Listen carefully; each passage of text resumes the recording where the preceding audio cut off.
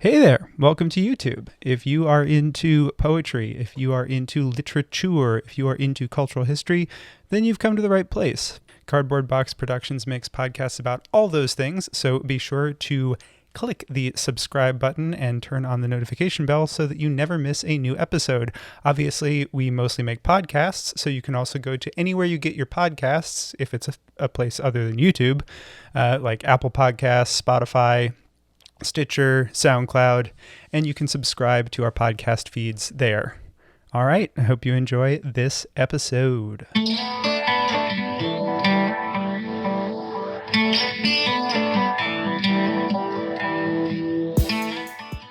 Hello and welcome to Close Talking, the world's most popular poetry analysis podcast from Cardboard Box Productions Incorporated.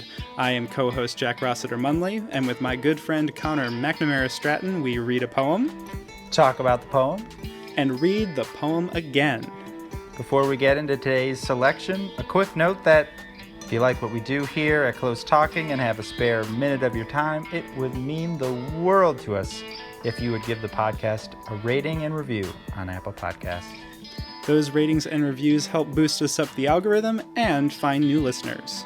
And if you have suggestions for future episodes or comments on this one, you can send us an email at closetalkingpoetry@gmail.com. And you can also find us on social media. On Twitter, the show is @CloseTalking. I am @JackRossiterMunn, and Connor is @ConnorMStratton. On Instagram, the show is @CloseTalkingPoetry, and on Facebook, it's facebook.com/CloseTalking. We also have a website, closetalking.com, where you can find all the past episodes of the show, and Cardboard Box Productions has just launched a newsletter, Unboxed, and if you go to cardboardboxproductionsinc.com, you can subscribe for more behind-the-scenes stuff on Close Talking and all of the other literary and cultural history podcasts that Cardboard Box Productions makes. On with the show.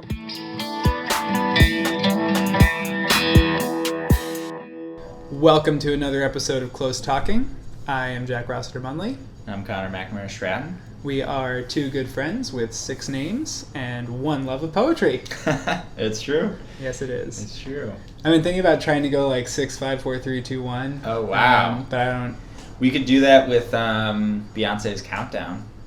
That would be cool. But Beyonce may indeed also be a subject for another podcast. Beyonce is so good. She's so amazing. But anyway, Connor is everybody. It's a very uncontroversial opinion. It's true. I've also got to get my dad on board. Although the new song "Daddy Lessons" on the new album, Get Out of Town, that is the best song. It's really good. Also, Don't it. Hurt Yourself. Has he heard "Don't Hurt Yourself"?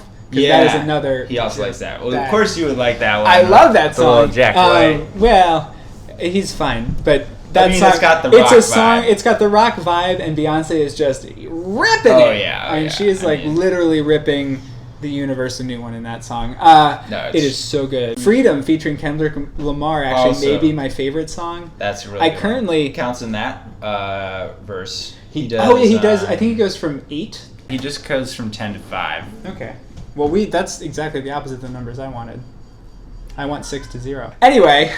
Things have gone off the table. Yes, welcome to another episode of Close Talking with Jack Rossiter-Munley and Connor McNamara Stratton. Connor is an MFA student at the University of Minnesota. And Jack is a freelance writer based in New York City, writes for Troll Tennis, and recently wrote for, was it One Week, One Band? I did recently write for One Week, One Band. Bruce Springsteen. Check it out. Yes. There's a lot of it. There are 29 individual posts. It's all great. I read the first 5. And I will read the next 24. Connor's very skilled at math. I did not know there were 29. That's crazy. In total. Some of them are short, some of them are long. All of them are written by me. So we are talking today about a poem of Connor's choosing, so take it away, Connor. This is an excerpt from Life in a Box is a Pretty Life by Dawn Lundy Martin, who is a great poet. She wrote Discipline, which won the Night Boat Poetry Prize, and she wrote, I believe it's called Matter of Gathering, Gathering of Matter, which won Cave Canem, I think like debut collection or something prize. She's really good. And anyway, this is from Life in a Box is a Pretty Life. Lake interminable. I do not know where my house is. Where is my house? Summer steams by. Every border is cocked and ready. Flatten body against cool earth. Lie without sound. Be a cool corpse under wire teeth.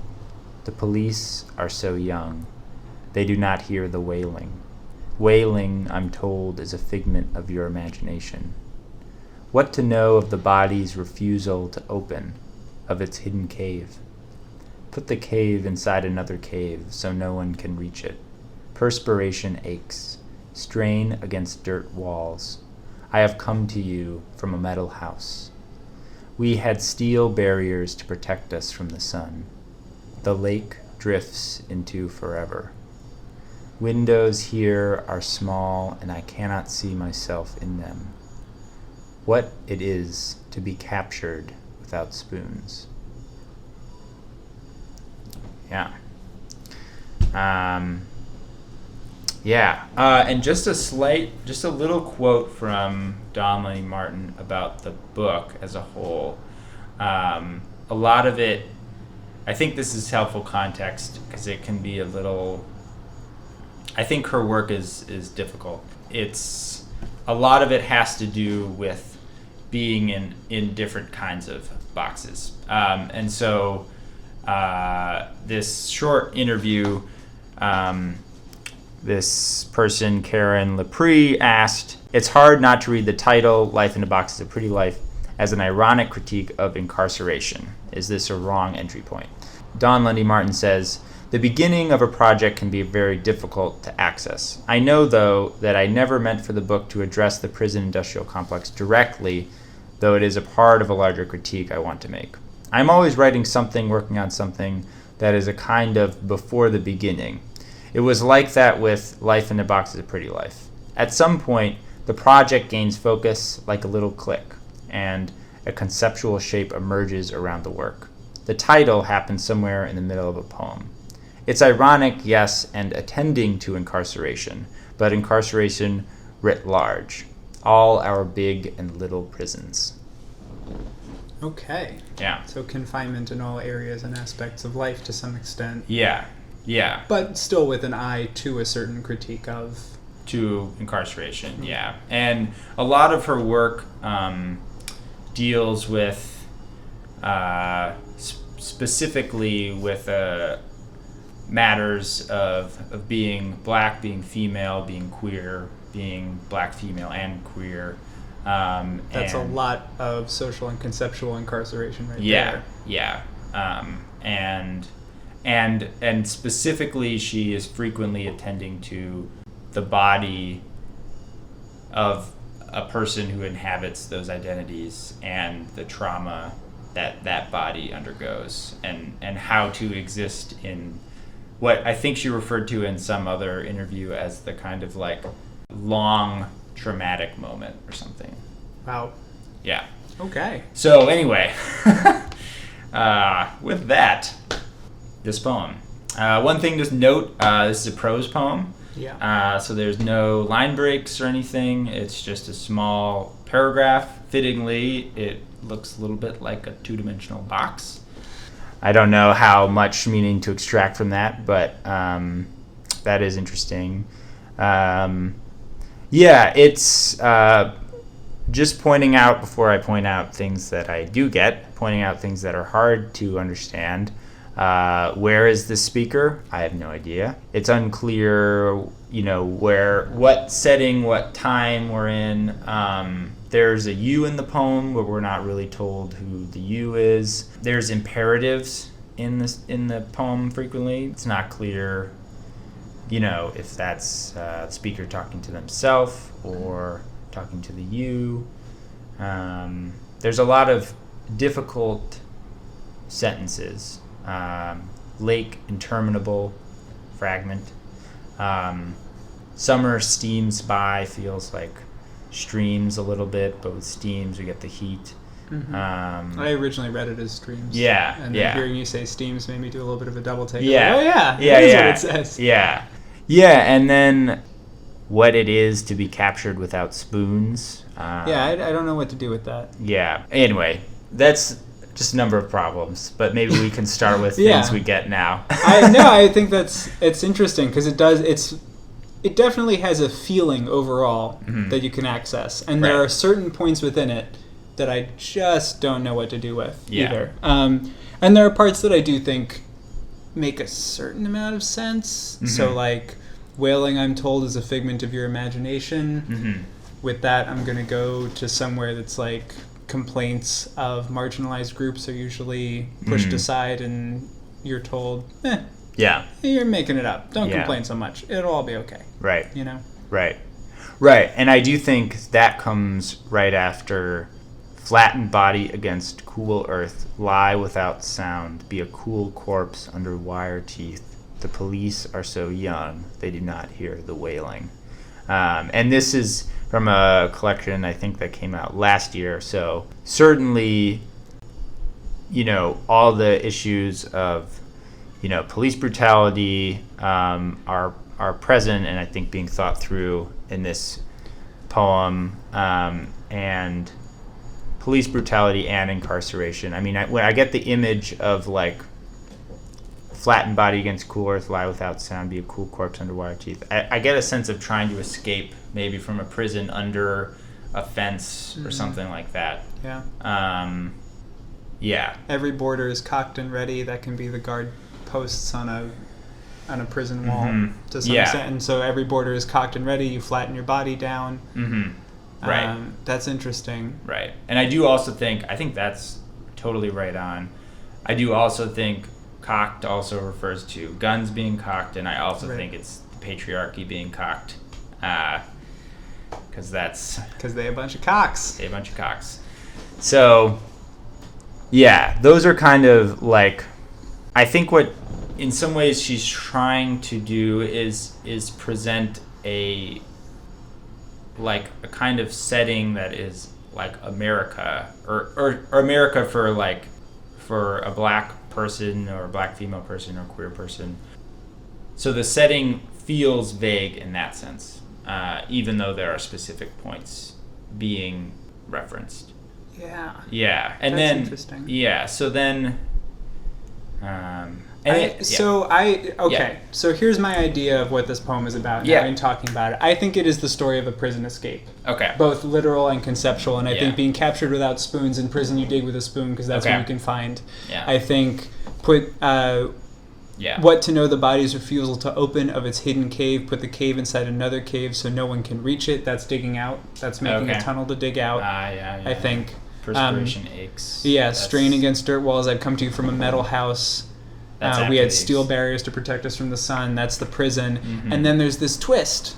Because the person never actually escaped. There were no spoons to dig the tunnel. The windows here are small and I cannot see myself in them. What it is to be captured without spoons. This whole little story is about this interminable lake, which in some ways, like, I guess, life beyond the walls almost. It's like you can't get past the walls. There's this whole thing going on. I don't know where my house is. Where's my house? Like I'm trapped in this place that is not my own. Summer steams by. Like season after season is moving rapidly past because they all feel the same. Then it gets into the borders, and then it talks about what you can do to escape them. But to do any of that, you have to have a tool of escape, and this person has no tool. I think that's a good reading my of idea. it. That's a good reading of it. And the little interlude about the police being so young, going back to the wailing for a second, right after talking about they're so young, it says they do not hear the wailing. And then the wailing is a figment. I think that might be a reference to just historical forces at work whenever there's a police interaction or whenever there is anything in society. The historical context is so important, and the wailing of history, particularly in the context of this writer, who is an African-American female queer writer. Those are three major historical forces acting on her life, not of her own volition, but just by default. And so that is a very powerful and evocative way of sort of talking about The Wailing's all a figment of your imagination. Yeah. Like, Obama's president, racism's dead, Yeah. everything's fine. Yeah, get over it. and like young police being both like actual officers being like young, but also being sort of not, not like 200, 300 years old in terms of like knowing systemic racism throughout, like being sort of young to that history, born after that, or not after that history, but after a certain part of that history. No, I think that's a good reading. I think that's interesting. And it's I like taking that reading and then thinking about it. So this poem still resists that reading too, and it's very not, much so. And it's not like the poem as you would describe that reading would be so. I don't know how to say this, but like if the poem was straightforwardly like I'm escaping from a prison and it's also all of my life or something, right? And the stakes were clear. That would be totally different, and I think it would be less haunting. I think also definitely, and part of what's anyway. There's more to say there. I'm not exactly sure where to go with that, but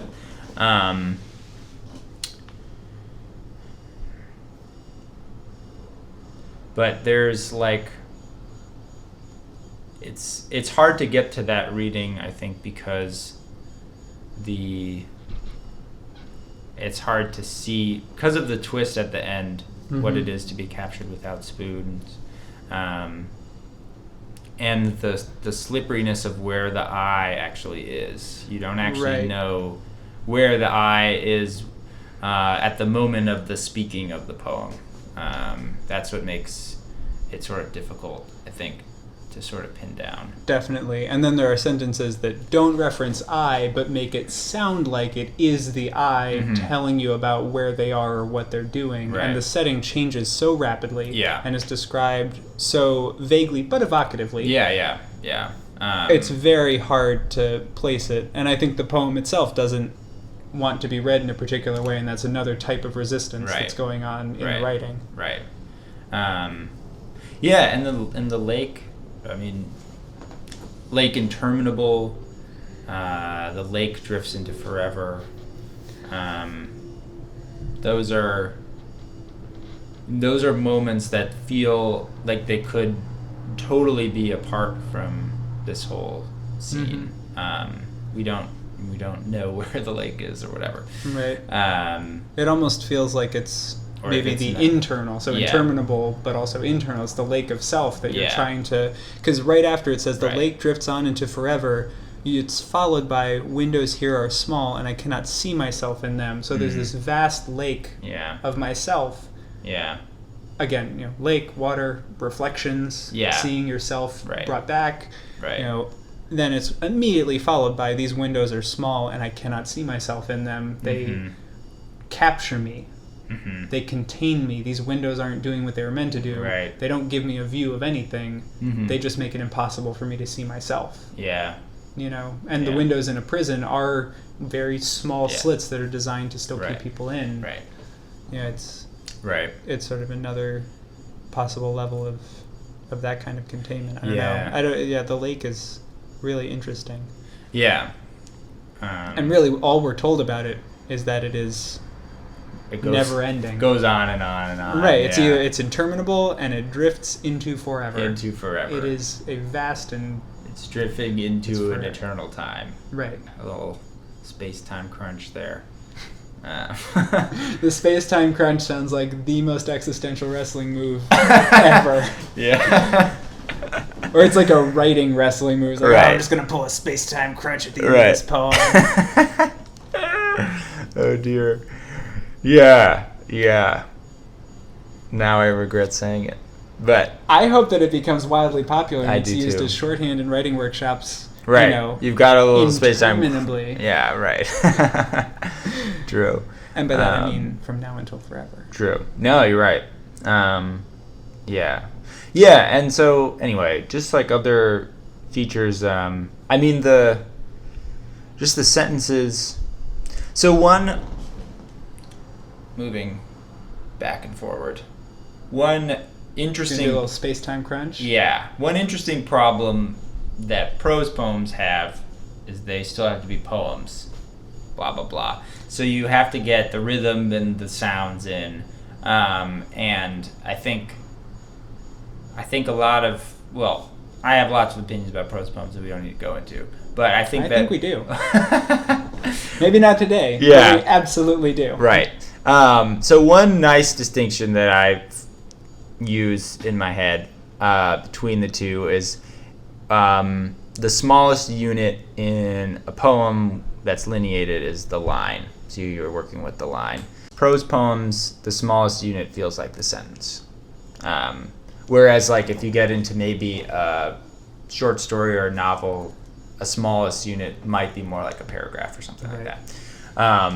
So what that translates to is like you have to do a lot of work within the sentence. And so I'm just noticing all the different kinds of sentences that Dawn Lundy Martin puts in here. We have lake interminable, just like two words with a comma, but suggestive of so much, but leaving out all the articles and the verbs. The lake is interminable.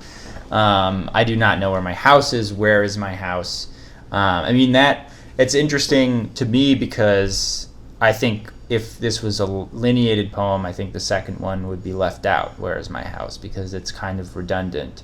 But I think that that's like an important thing in the poem to introduce the question and to say it again in a, I don't know, maybe a kind of rhythmic way. I don't know if that makes any sense, but and then all of the imperatives that come in: flatten body against cool earth, lie without sound, be a cool corpse under wire teeth, and then it moves, and then I think the imperatives come back again, but in a way that I think is slightly more ambiguous intentionally, but put the cave inside another cave so no one can reach it, very clear there. But perspiration aches, strain against dirt walls. I feel like the strain, it could be imperative saying you should strain against the dirt walls, but it could just be a descriptive, like there is strain against the dirt walls. And I think she's achieving that ambiguity because she's set up a lot of imperatives, but then she includes perspiration aches right before it, which is a very short descriptive sentence. So then when we get to strain, we're not exactly sure where the strain is. And then I also think the what it is to be captured without spoons is striking because the spoons, you're like, where do the spoons come from? Right, yeah. Like, it's like, what the F? because where I go with what is it to be captured without, I'm thinking without like a gun to your head, without handcuffs, without some means of restraint. But she's talking about what is it to be captured without a means of resistance. Yeah. Which is a total flip. Yeah. And then the resistance she's providing you is a spoon. Yeah. And that's a pretty meager form of resistance. Right. And it's actually what it is, which I think is the other trick that I think she's tricking. So there's in the middle, what to know of the body's refusal to open of its hidden cave. Here we have a question with what. So I feel like then we're set up to think about, like, if it starts with what, we're going to have a question, And it's interesting that she omits what is it to know of the body's refusal to open, but it's like, or what is there to know of the body's refusal. So again, we're having these omissions that are both making the sentence more intense and precise, but also leaving the precise meaning open much larger. But then the last, I feel like you want to read it, what is it to be captured without spoons, as a question. but it's what it is to be captured without spoons. Somehow it's declarative. It almost makes it like a summation of the poem. It's like Yeah. the poem has been describing the feeling of being Right. captured without spoons. Right, That yeah. it switches it completely. Right. It's almost like, yeah, there's like a colon at the end of I cannot see myself in them, colon, what it is to be captured without spoons. Or Right, whatever. yeah. Which is interesting. But I think that she has to introduce all of these different sentences because she's in a prose poem. Right. And I think she needs that variance to like keep the poetic rhythm moving. Yeah, and this poem is not a very long poem. No. And the sentences themselves, none of them are very long. No. But there is a vast array of sentences in it. Yeah. No, I know. Pretty incredible. It is. That's most of my thoughts on it. I love it. This is a great pick. Yeah, I don't know. I think she's so good, and I think she has kind of like, so she teaches at the University of Pittsburgh, and she's won like a lot of awards for her work, so she has kind of like cachet in a certain sense, but I think she's like very underread, and I think a lot of that is because her work is very deliberately difficult. So if you take nothing else from this podcast, go out and find books by Dawn Lundy Martin. Yes. Read them. And And that way, if we visit her work again in another year, we will not have to say that she is a criminally underread poet of great talent. Yes, exactly. We can say that she is an adequately read poet of great talent. I hope so. Yeah, and read them aloud, I think, too. Especially the prose poems, because there's a lot of sounds happening there. I can just, sitting here and hearing Connor read it was very helpful, because I read it numerous times just on the page, and hearing Connor reading it aloud was very helpful in forming any sort of coherent thoughts about it. Yeah. Yeah, and I think, obviously, ideally, you will have Jack in the room, and he will provide us with a great sort of, like, reading of, like, what's happening in the poem. But I also think, even if you can't get there, there's still a lot of substance that you can derive from what's happening here, even if you, like, sort of don't have, like, a gestalt of what's going on. As ever, Connor is far too kind. I think that probably wraps up this poem. Yeah. I can't take any more flattery, so Connor, all right. why don't you read it again? We'll read it one more time. All right. From Life in a Box is a Pretty Life. Lake interminable. I do not know where my house is. Where is my house? Summer steams by. Every border is cocked and ready. Flatten body against cool earth. Lie without sound. Be a cool corpse under wire teeth. The police are so young. They do not hear the wailing. Wailing, I'm told, is a figment of your imagination. What to know of the body's refusal to open, of its hidden cave? Put the cave inside another cave so no one can reach it. Perspiration aches. Strain against dirt walls. I have come to you from a metal house. We had steel barriers to protect us from the sun. The lake drifts into forever. Windows here are small, and I cannot see myself in them. What it is to be captured without spoons.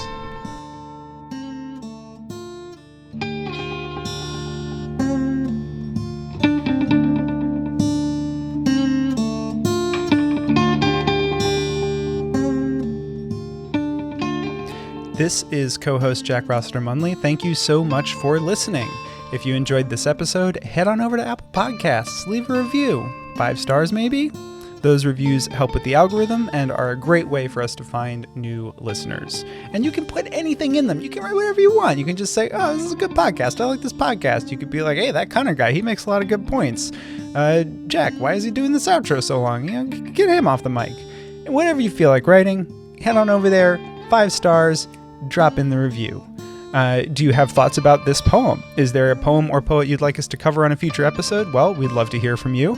And there are tons of ways that you can get in touch with us. I mean, I guess you could drop it into an iTunes review. You could be like 5 stars. Hey, why don't you talk about insert name of poet here? But you can also send us an email. That's probably the best way to do it. closetalkingpoetry@gmail.com is our email address. Or you can find us on Twitter. I am at Jack Rossiter Munn. Connor is at Connor M. Stratton. And the show is at Close Talking. On Instagram, you can find us there too. We are at Close Talking Poetry. And we are on Facebook at facebook.com/Close Talking. We haven't gotten to TikTok yet, and we might never. Who knows? Anything is possible.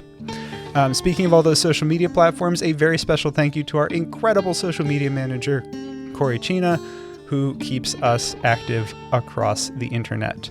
And a thank you to all of you for listening. We will see you next time.